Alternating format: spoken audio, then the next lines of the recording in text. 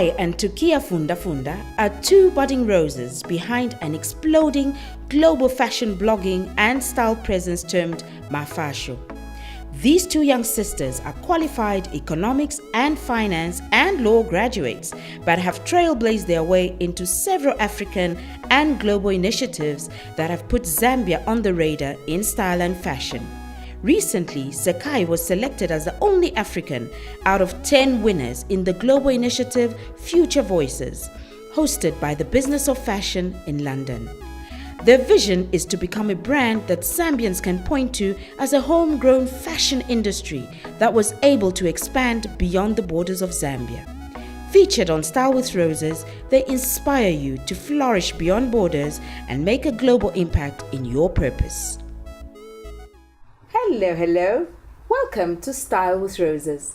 My name is Rose Sibisi.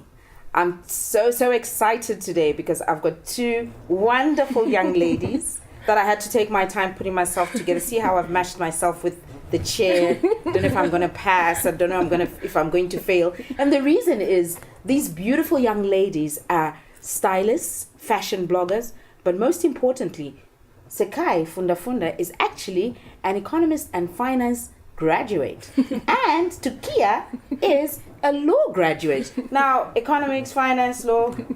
Hello, ladies. You tell us about it. I'm getting confused here. Hello. Hi. So, tell me about Mafashio. How was Mafashio the idea born, and how did you find yourselves here from books to now styling and fashion blogging? So, How did you? Mafashio started in my first year of economics and finance. Okay. And we've always sort of seen ourselves as affectionate. Okay. And so it was like, we'd see people every day and we thought, do you think anybody tells them that they look nice? Like, do you think anybody tells them, just takes their time out and just says, you look really good. nice today? Yeah. So that was sort of the beginning of the conversation for us. And yeah. And then from there, okay, so how do I look? So have I styled? Because I know in Zambian colloquial, we call Mafashio. It's very cynical sounding, so it's quite nice, and it's nice pun intended, right? It Yeah, is. so Yeah. there you go. But I think for me, what's so intriguing about your story is that you went into the norms. Normally what we tend to do as parents or as, guiders in your life, we said, you need to be a doctor, you need to be a lawyer, you need to be an accountant. You went out there and you did that. You got your education sorted. You graduated in majors in finance and in law. Does that help with your passion and your dream with Mafashio that you're doing at the moment? It does. I think, first of all, I don't think any education is ever detrimental. It always helps, but it does help us because, economics is helpful with all the... She's very meticulous with systems and like the finance. Sekayi. Yes, she is. Yeah. Sekayi is. And I'm very meticulous with contracts and MOUs, making sure we're not getting ourselves into legal head. into strange I think things. they need you in America right now, but anyway, I didn't say anything. Anyway, so the detail does help, background Yes. and all of that. But then what is so nice is that it doesn't limit you. It doesn't mean that because you've gone that way, you now have to be locked into that field and that's all you Exactly. can do. You really then went for the other passion that you Exactly. have. And the interesting thing about some of the articles that I've read, that came from your parents, right? It did, Your yeah. mom was some kind of a designer, used to do Yes, wedding dresses, yes. and that's where you got the eye for it? Yeah, so we grew up around a lot of color, a lot of fabric. We'd run around wearing lace and, messing all of her wedding dresses up. And our dad he's always been very artistic. So he would paint, he would just do all of these different creative things. So we always grew up seeing that. And I think it just sort of Yeah. came out at some point. It added to what you're doing now. Yeah. And you guys are not even stopping here. What I like is it's not about Zambia being your playing field. You're actually looking beyond. Sekayi, you have just become like one of 10, like 10. Two of my hands, 10. One, the only African on the Business of Fashion Voices. Tell us about that. So I had been for a long time, Kia and I think, having gotten to a certain point with the blogging and the styling, we were seeking something more. And I've always been interested in how the fashion industry can contribute to economic development, not only in Zambia, but on the African continent. Yeah. And so I was looking for something that married the two, because I didn't want it to be all about like, oh, it's nice, it's pretty, the colors and all of that. I thought, okay, how can it be more concrete? And so I started to read the business of fashion, all of their articles, they'll talk a lot about mergers, acquisitions, the hard stuff, you know. And so at some point in October 2016, they were talking about, we're looking for fashion's future voices. These are people who have a different perspective on what the fashion industry should be doing. And so I told Kia, she had just come out of an exam, and I was just like, please film me. I just really want to take part. And that's how I got in. So you took pen and paper, or in your case, iPad, or was it MacBook or whatever it is, and you typed away and put in this app. And what are the odds? Because I know that there were over 400 applicants for that. And like she says, you were just coming out of an exam. How do you even balance that? You've got an exam, and law is complicated. I hear it's a lot of readings, a lot of books, it's a lot of manuals. How do you get your head around being able to balance the demands of Mafashio as well as your law degree? I think I really felt it in the first 2 years of law. By the time I got to the third year, I was just sort of like half typing an assignment, half uploading a post. So it was sort of a balance that came later on in school. I think the first 2 years were rough. I remember we got a chance to visit Stockholm to see what their fashion industry is like. That was 2014, and I think my third year, second year maybe, second year. And it was, I was typing an assignment while I was in Stockholm and sending it off and trying to wake up early enough to catch the train, and it was madness. It was madness, you see. But that's what is so interesting about your story, is that you can still balance out what you need to do in order to get where you need to be going. And what's nice is that you haven't limited it to yourselves, where you say, you know what, we love fashion, mom loves fashion, and we're just going to stick to our own little corner here and speak to a few people here and there in Zambia. I know also from researching and reading about you that your first big break was from the blogs that you did in Zambia Fashion in 2013. That was like 3 years ago. So what you're saying is it can be done in a short space of time. Just know how to spread yourself, not spread yourself thin, but be able to multitask. Exactly. It's a big thing. And also know your backup plan. Know that this is what we're good in, and this is how the synergies work together. Let me take you back to last year. I know you were finalists for the Bongo Hive entrepreneur program. How's that working out? It's going really great. I mean, we had an idea of, this is the direction we want to take Mafashio, and they've just been there to sort of help us along the way and say, okay, this is how you price, this is how you do that. All of these things we're doing everything on a whim, like, okay, you know. And so it's been nice to see that it is a business. It can work as a business. I think that's what it did for us. It helped us to take ourselves more seriously as well. And structured and taken seriously as well, because I know that when you do fashion and styling and when you're in that space, people tend not to take you seriously because they think, it's just clothes. And plus the kind of clothes that you deal with, it's thrifty clothes, vintage clothes. Salaula. We just used to be so scared of that, but they've got amazing pieces. I love that. But you know what? Hold that thought. When we come back, I just want to hear more about the journey that Mafashio has gone on to. Stay with us. We'll be right back with these two beauties.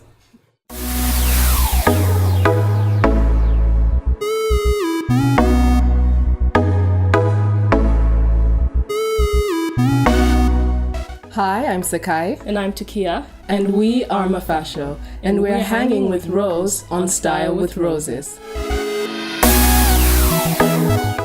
Welcome back. Just before the break, I was talking to these beautiful ladies from Mafashio. That's how we say it up in Zambia. So I have to stick with it. So anyway, the beautiful ladies were sharing their journey about how Sekayi is an economist and finance graduate. Tukiya, what am I saying? Sekayi. Tukiya is a law graduate, and the two of them have embarked on their own journey where they talk style, they do fashion blogging, and it's taken them across the globe. Sekayi has actually found herself as one of only 10 contestants, the only representative from Africa, which is a big deal. That's like major. And Tukiya as well, as a founding partner, is the one that hides behind the scenes. She does all the numbers and all the write-ups and everything else in their business, and it's just so crazy how they do all of those things at once. But this is what we're trying to tell you today. It is possible for you to do that. Now, coming back to Bongo Hive and the entrepreneur program that you said the structures and everything supports you. What next for Mafashio now that you've got backing of some entrepreneur engine, if I may call it that, that is your pillar and your backbone at the moment? What next for Mafashio? So I think this year will be all about taking the systems and the things that we've learned and putting them into practice. Yeah. Seeing how far we can go with the systems that we have now. So that should be an exciting thing. Yeah. Okay. Yeah. Do you get to, so with the fashion, you do that every day, and obviously there's a lot of research, I think. There's a lot of research that you guys do in order to keep up with the trends. But do you focus just on the millennials, which is your youth 18 to 35?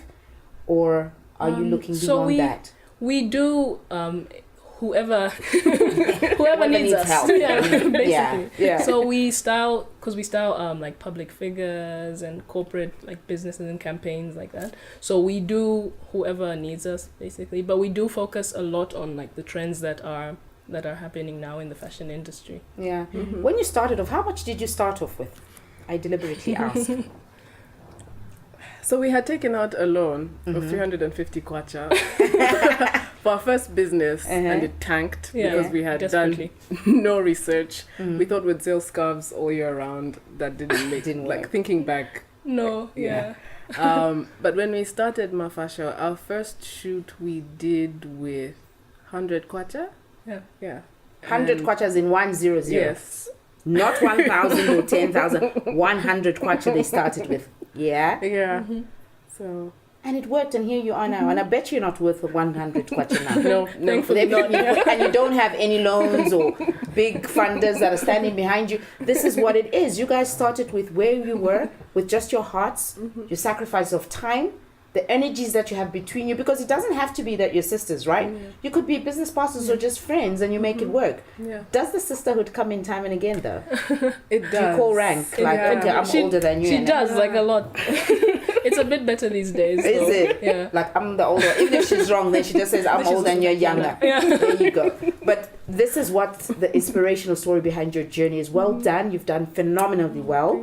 So this is a story that needs other people to understand, other young women like yourselves, you know, because I find so often people are like looking for, no, let me get up to 10,000, or let me have an incubator, a business incubator that will support me along the way. Let me have somebody who's going to jump on board.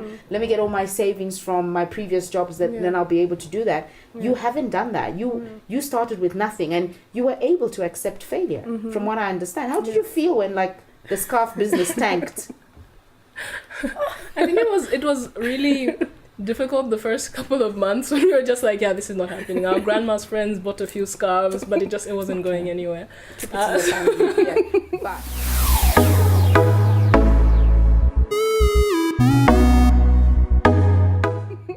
But then you're bigger than those scarves, and you're bigger than the failure, right? Yes, so that's what we want you to do. I mean, we'd like you to just inspire somebody else, because you know what happens when people start off, and you know, business and entrepreneurship is overrated.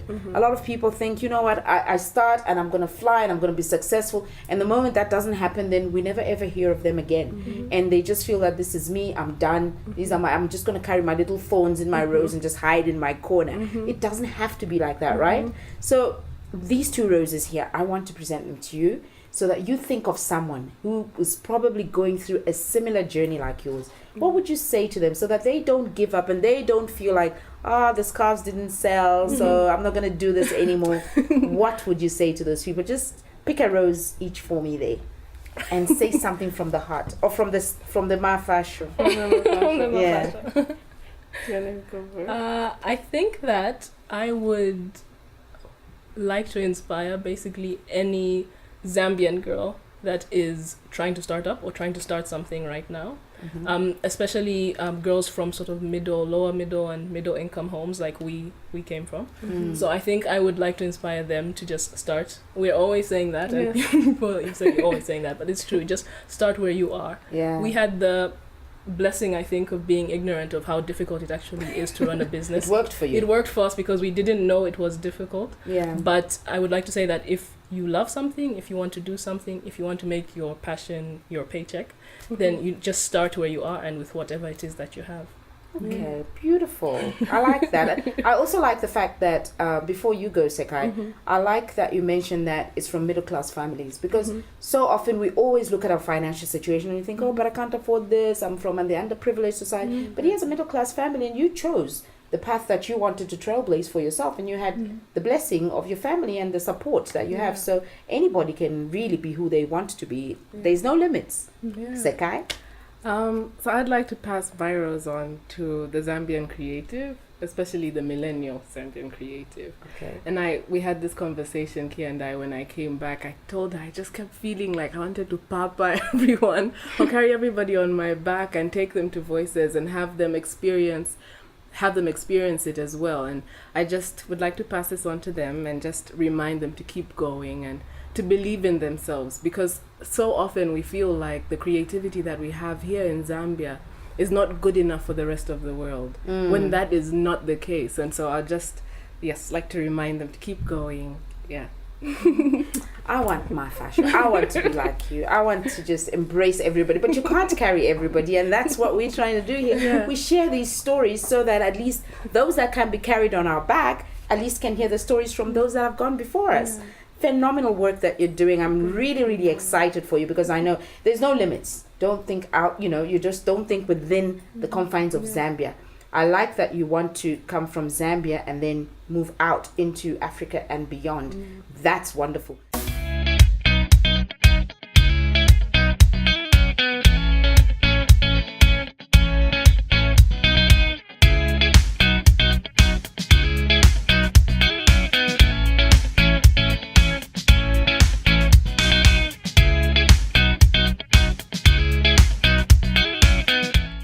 Other nice thing about your story is the then and now. So how does your mom feel about your sense of fashion now with what you've gone into compared to her time? Well, she takes credit for everything. Oh, okay. She's like, She's clever. I love her. She's clever. Yeah. But I think she feels, she's very proud. She says it very often because she was an entrepreneur. So she feels good that we're doing something that we love and something within fashion like she was doing. And I think that's mainly it. Yeah. Although, remember you were saying earlier, she was saying to me that her mom randomly just went, you also wear these things. Yeah. Because Ki was rocking these ripped jeans and her mom so was like she's looking for the nearest sewing kit. Yeah, she's like, what is this now? Your jeans are not complete, let me bring the sewing kit. So she's also very shocked by how different things are from when she was doing and how do you reassure her? How do you bring the focus that you have on millennials? Because that's the norm. I mean, if you don't have those ripped jeans and you don't have the tassel jacket, then you're not hanging. Then you're not cool like that. Then you've got no chill, according to the language. So how do you then convince the other generation that, look, this actually works, this is an expression and an extension of who we are? So how do you do that? I think that what we found is a lot of people are very aggressive when they speak to people of a different generation. Yeah. But I think the easiest thing is to sort of help them relate to what's going on now. I know with my mom we do that a lot. We just explain to her, how it was trendy in the 70s for you to dress. They had bell bottoms and they had the platform, so it's not far. I mean, we are recycling, really. Yes. And she sort of understands. We go through the processes with her. This is why this is trendy now, and this is why we're wearing things this way, and it makes it a bit easier. I guess for as long as before we it's even decent. start wearing it. Yeah, I guess as long as it's decent.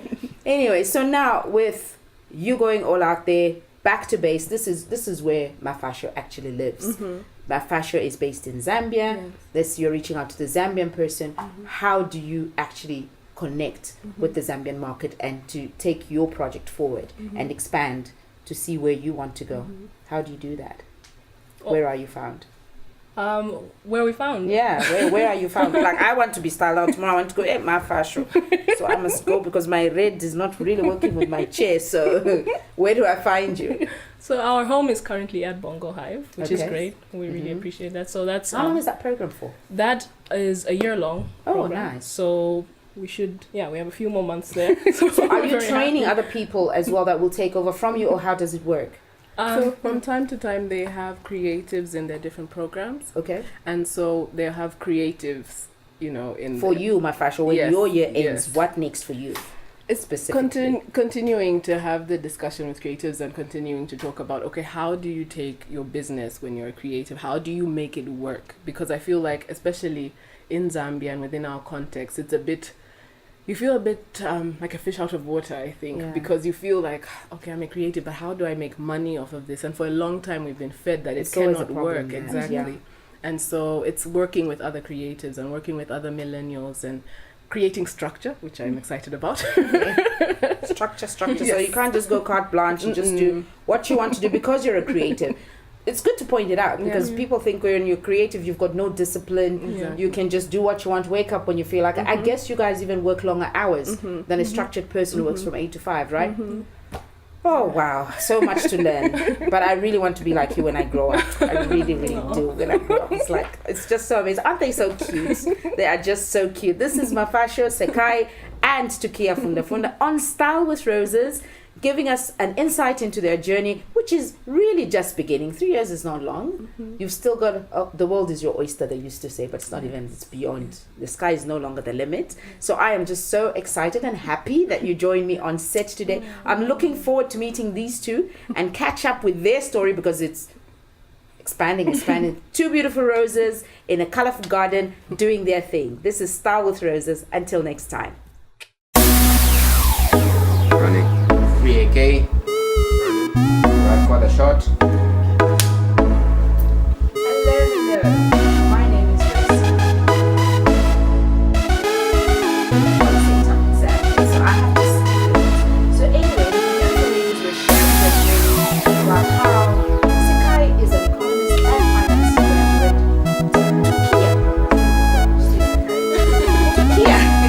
Tukiya is